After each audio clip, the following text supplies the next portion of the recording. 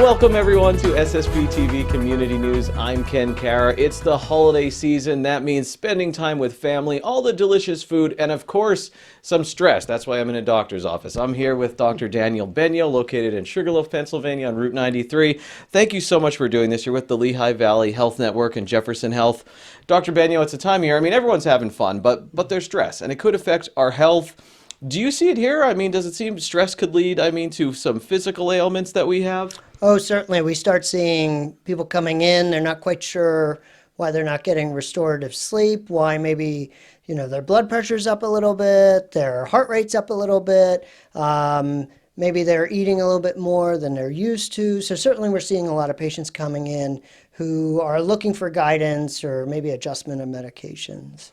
What's the advice you give when someone does come in and they say, hey, I am feeling a little bit overwhelmed this time of year? What's like your go-to? What's some advice you could give our viewers too? Sure. I think the big thing is to understand that the majority of stress, while we think of it as outside influences, is really kind of our self-perception of it, and understanding that we have a major role, major control in terms of how we react. And so whether it comes to the holiday seasons being stressful due to individuals who are passed on, who are no longer with us for these special times, people who maybe we're interacting with, who we don't want to interact with and we're not used to interacting with them. Maybe our own health has changed throughout the years, and especially this year, and we've kind of are looking to reflect upon how we can't do the things we used to do. And so I think a lot of times it comes down to being grateful for what we have, right? I'm grateful for being married with my kids and my beautiful wife who had a birthday. And I'm grateful for the area, the community. I'm grateful for our patients. And so I think the idea is to not compare. Comparison is the thief of joy. And I think the key is to enjoy what you have and not compare, which is tough during these social media times, and to kind of live in the moment. Put the phone down, turn the TV off, and just kind of old-fashioned style can just talk face to face, and try to steer away from those hot topics, politics, other stuff that's running in the news, and just kind of enjoy what you have. Is this something that people sometimes think, hey, I'm not going to go to my doctor for this. I don't want to bother them with stress. I go there when I have a cold, when I'm feeling sick. Certainly, there's the adage that if you let it go for a couple of days, it'll fix itself, and generally it does. But when it comes to mental health, anxiety, stress, sometimes there's vicious cycles, and it kind of ferments and builds and builds. And I think it's always good if it starts affecting work, it starts affecting home, or becoming more irritable. We're not having the great interactions with our loved ones.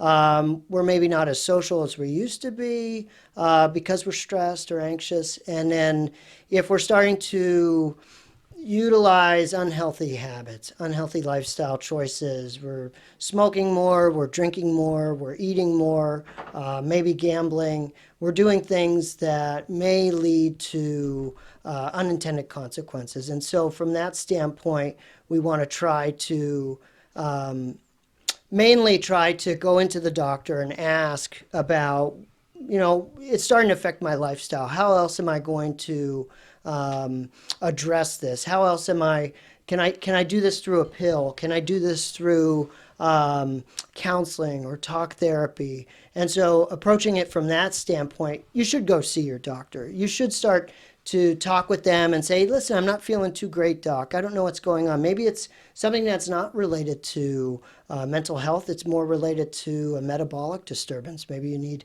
some blood work to check your thyroid, or for screening for diabetes or liver issues. And so these are the type of things that it's good to come into your doctor and kind of have a conversation.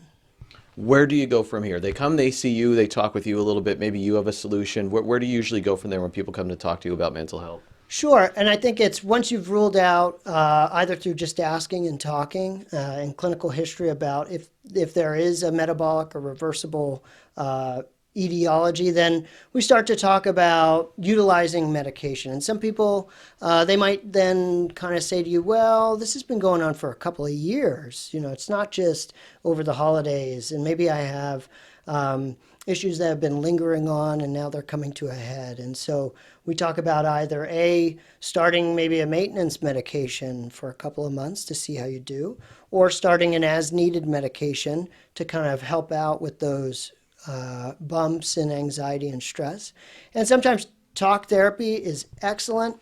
The challenge with talk therapy that people have is it requires time. It requires a more personal investment. And it's not this kind of self-imposed quick fix of taking this or that to kind of reverse how you're feeling. So, and a lot of times it's doing it all at once, doing everything, doing some talk therapy, maybe trialing a medication. Majority of the time I try not to start a new medication around the holidays, just in case you have an adverse side effect. I don't want you to ruin your holidays based on something I did. Got you. Beyond the holidays, if you're not recommending the medication over the holiday, I think we're talking about mental health more. When I talk with people about mental health, sometimes they tell me they get nervous about the medication. They say, but I don't want to go on the medication. I just don't want to do it. It seems like it could help people, though. Oh, it certainly can. Yeah. And I think that it's tailored to the right individual. And there's certainly a lot of different type of medications out there that can have some secondary gains. Some offer some weight loss.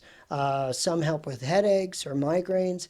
And so there's a whole spectrum of approaches to the medications. And sometimes it's just a trial. Sometimes we get you on a medication, you like how you're feeling, we do it for 6 months and then reevaluate and say, is this something that we still want to continue? And some people say, no, I'm actually over that place that got me to that mental health kind of challenges.